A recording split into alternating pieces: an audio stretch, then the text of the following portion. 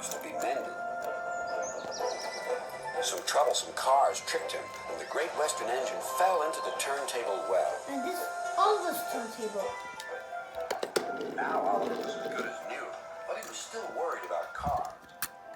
I'd rather not use them, he puffed to himself.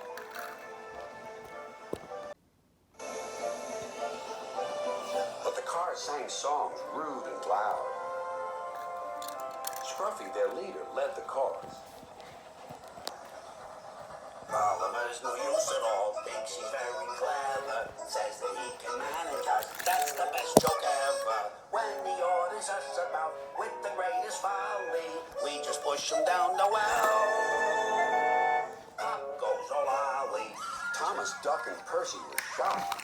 Be quiet, they ordered. But they couldn't be everywhere, and everywhere they weren't, the cars began again. Oliver's no use at all, thinks he's very clever, says that he can manage us, that's the best joke ever.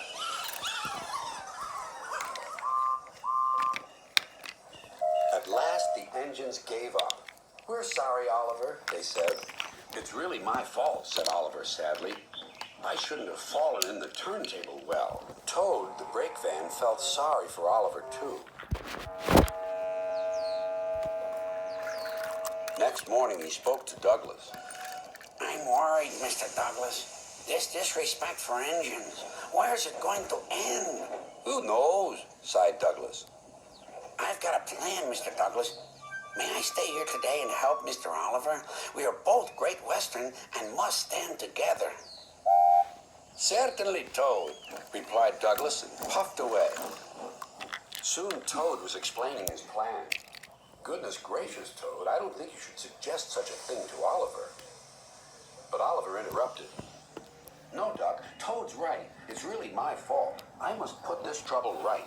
I meant no disrespect, you understand. Of course not, Toad. Anyway, Driver says the same, and he's arranged it with the station master. Very well, Oliver, conceded Duck, but I must hurry. My passengers will be waiting. Good luck. So long, smiled Oliver bravely, but he felt dreadfully nervous inside.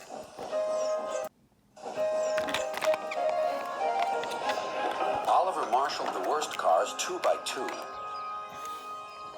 That's the way, Mr. Oliver, whispered Toad. And if you leave that Scruffy till last, then you'll have him behind you, and you can bump him if he starts his nonsense.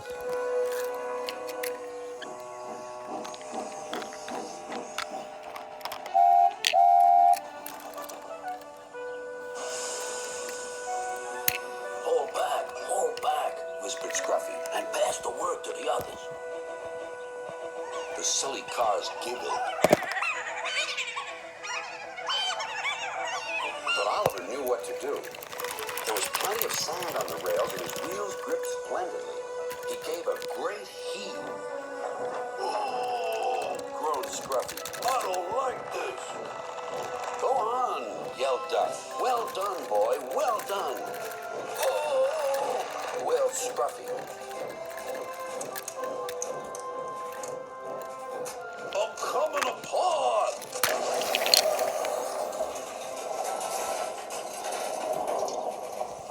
And he did. Then there was trouble. Well, Oliver, so you don't know your own strength, is that it? No, sir, said Oliver nervously. So Topham Hatt inspected Scruffy. As I thought. Rotten wood, rusty frame. Maybe if we put you back together, you'll earn yourself a better name.